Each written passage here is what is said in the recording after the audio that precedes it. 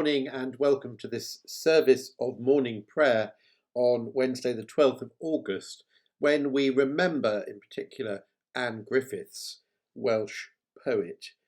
Many of her poems, as some of you will know, were put to music as hymns, and I will be singing one in a short time, sadly translated into English. For my benefit. We continue with the simple offices from the Community of the Resurrection at Mirfield this morning. And so firstly, to talk a little bit about Anne Griffiths, who was a 19th century Welsh woman. And I found this rather good article on the Cardiff University website called An Introduction to the Life and Work of Anne Griffiths by E. Wyn James. The first few paragraphs, which I will read to you now. One of the best guarded secrets of the island of Britain is how a leading authority on Christian spirituality, Canon A. M. Alkin, once described the hymns of Anne Griffiths, a tenant farmer's daughter from mid Wales, who died in relative obscurity in 1805, aged 29, leaving just over 70 stanzas in the Welsh language, which contain some of the great Christian poetry of Europe. Anne's hymns have long been regarded as one of the highlights of Welsh literature, and since the mid-19th century, she herself has become a prominent icon in Welsh-speaking Wales. Reams have been written about her life and work. She has been the subject of novels, dramas, films, and numerous poems. Latterly, through the efforts of Canon Alkin and others, she is becoming increasingly well known to students of hymnology and spirituality outside of Wales, not least following the inclusion of an English translation of one of her hymns in the service of enthronement of Dr. Rowan Williams as Archbishop of Canterbury in February of 2003. Despite the limitations of her work, says Canon Alkin, her stature is to be measured against the great and unquestioned figures of the Church's history. Such a claim contrasts starkly with her insignificance during her own lifetime, except within a fairly close circle of friends and acquaintances. The main events of her life can be summarised in a few sentences. She was born Anne Thomas in the spring of 1776 on a farm called Dolbenmaen in the parish of Llanfihangel in Ngwynfa, near the market town of Llanfihangel in Montgomeryshire, northeast Wales. Technically, the part of Llanfihangel where she was born belonged to the parish of Llanfihangel, some 8 miles east. However, a long-standing arrangement meant that the inhabitants of that area were counted, for all intents and purposes, as parishioners of Llanfihangel and Ngwynfa, and it was in Llanfihangel Parish Church that Anne was christened on the 21st of April 1776. She became mistress of Dolbenmaen, the farm, at 17 years old following the death of her mother.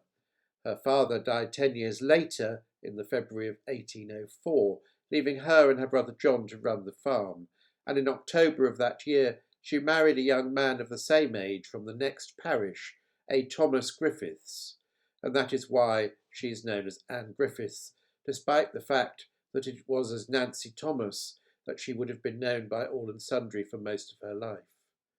On their marriage, Thomas came to join Anne and her brother at Dolbenmaen. Then 10 months later, in August 1805, Anne died, aged 29, following the birth of a baby daughter, Elizabeth, who was born on the 13th of July and buried on the 31st of July, 2 weeks before her mother. Anne Griffiths lived throughout her short life in the same farmhouse in northern Montgomeryshire and was buried within a stone's throw of that farmhouse at Llanfihangel and Ngwynfa Parish Church, where she had been christened and married. However, this brief outline does scant justice to the richness and fullness of her life, for as Canon Alkin has said on more than one occasion, it would not be inappropriate to apply to the brief compass and narrow confines of Anne's life a couplet from a poem by that great Welsh mystic poet of the 20th century, Waldo Williams. What is living? Having a great hall between narrow walls. And so that's our reflection on Anne Griffiths, who is celebrated in the Church of Wales and elsewhere on the 12th of August. And so we turn to our service of morning prayer for Wednesday.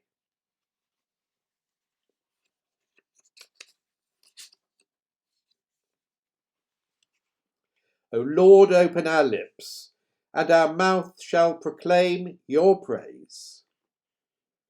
And so this morning we have a hymn called Lo, He Stands Among the Myrtles by Anne Griffiths, obviously translated into English and set to the tune of Cymru.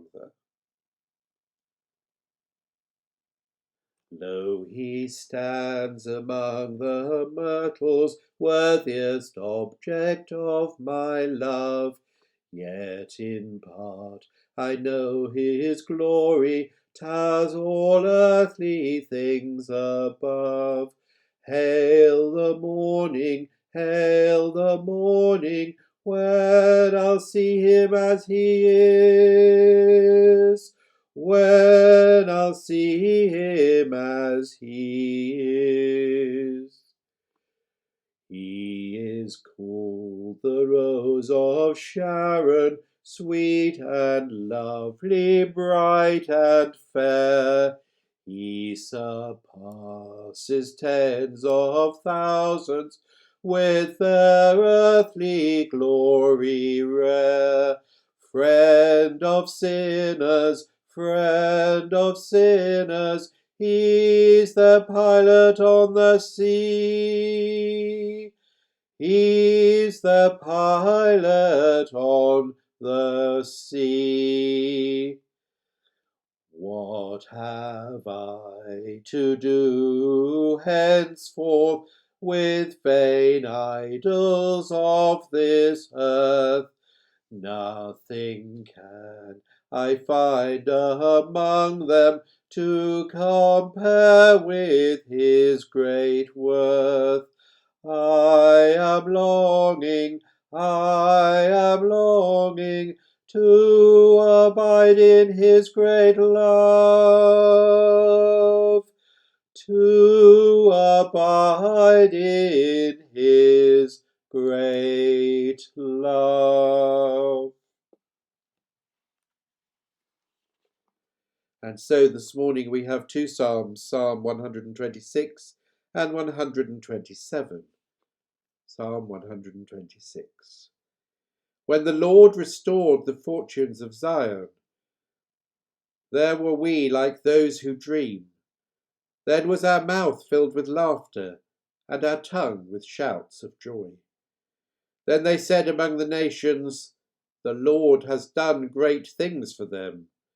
The Lord has done great things for us, and we are glad indeed. Restore our fortunes, O Lord, like the watercourses of the Negev. Those who sowed with tears will reap with songs of joy. Those who go out weeping, carrying the seed, will come again with joy, shouldering their sheaves. Glory to the Father, and to the Son, and to the Holy Spirit, as it was in the beginning, is now, and shall be for ever. Amen. Psalm 127. Unless the Lord builds the house, their labour is in vain who build it. Unless the Lord watches over the city, in vain the watchman keeps his vigil. It is in vain that you rise so early and go to bed so late. Vain too to eat the bread of toil, for he gives to his beloved sleep. Children are a heritage from the Lord, and a fruit of the womb is a gift. Like arrows in the hand of a warrior are the children of one's youth. Happy is the man who has his quiver full of them. He shall not be put to shame when he contends with his enemies in the gate. Glory to the Father, and to the Son, and to the Holy Spirit, as it was in the beginning, is now, and shall be for ever. Amen. And the canticle today is taken from Isaiah chapter 40, verses 9 to 11, a song of good news. Go up to a high mountain, O Zion, herald of joy. Lift up your voice in strength, Jerusalem, herald of joy. Lift it up, fear not. Say to the cities of Judah, behold your God. Behold, the Lord comes in might, comes to rule with his mighty arm. Behold, his reward is with him, and his recompense before him. Like a shepherd, he will feed his flock, gathering the lambs in his arms. He will hold them to his breast, and gently lead those with young. Glory to the Father, and to the Son, and to the Holy Spirit, as it was in the beginning, is now, and shall be for ever. Amen. And so to our New Testament reading from the Gospel according to St. Mark, chapter 10, verses 17 to 22.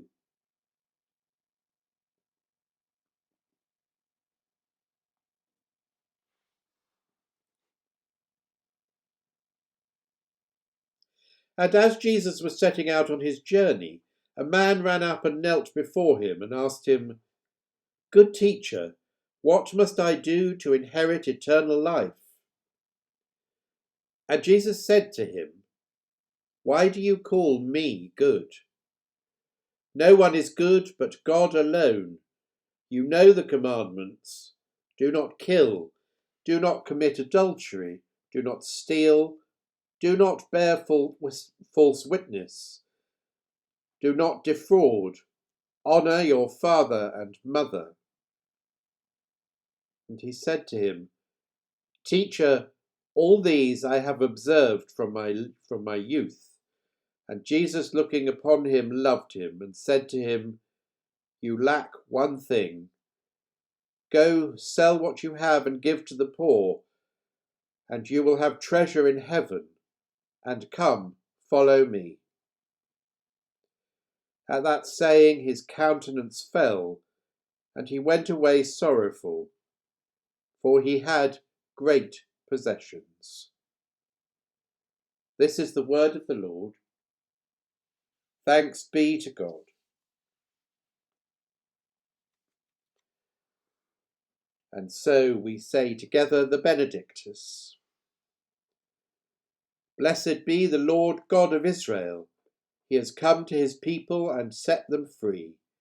He has raised up for us a mighty Saviour, born of the house of his servant David. Through his holy prophets he promised of old that he would save us from our enemies, from the hands of all who hate us. He promised to show mercy to our fathers and to remember his holy covenant. This was the oath he swore to our father Abraham, to set us free from the hands of our enemies, free to worship him without fear, holy and righteous in his sight, all the days of our life. You, my child, shall be called the prophet of the Most High, for you will go before the Lord to prepare his way, to give his people knowledge of salvation by the forgiveness of their sins. In the tender compassion of our God, the dawn from on high shall break upon us, to shine on those dwelling in darkness and the shadow of death, and to guide our feet into the way of peace. Glory to the Father, and to the Son, and to the Holy Spirit, as it was in the beginning, is now, and shall be for ever. Amen.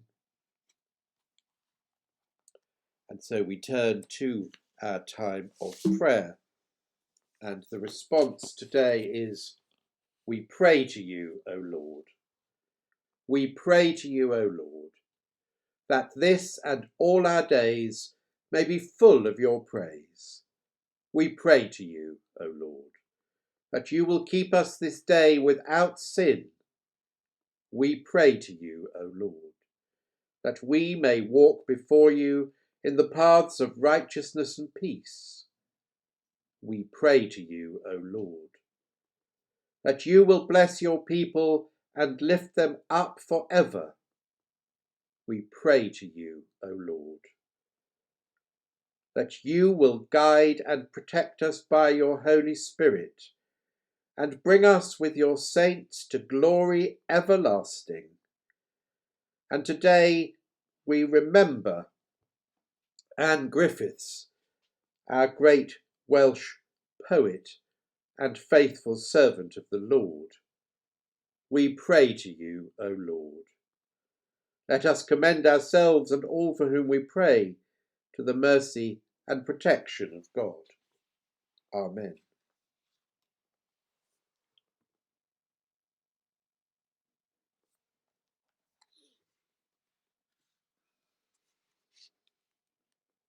Eternal God and Father, you create us by your power and redeem us by your love.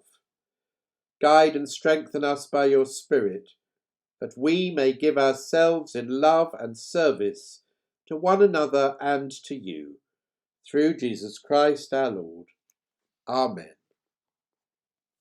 And so we draw together those prayers and the prayers in our hearts as we say the Lord's Prayer. So let us pray with confidence as our Saviour has taught us.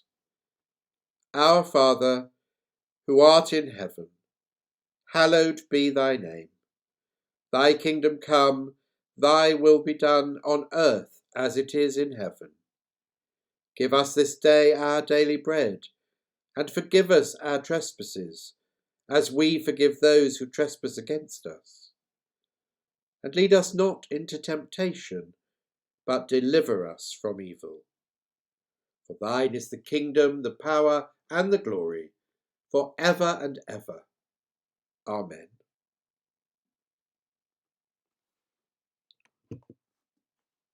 And so we turn now to the collect for Anne Griffiths. Lord of all creation, in whose name is our strength, and who, by the voice of your Son, calmed the foaming wave, grant that we, who remember with affection the life of your servant Anne, may, when the flood of our sins threatens to overwhelm us, find you in the ark of true salvation. Through Jesus Christ our Lord, to whom with you and the Holy Spirit be all honour and glory, now and forever. Amen.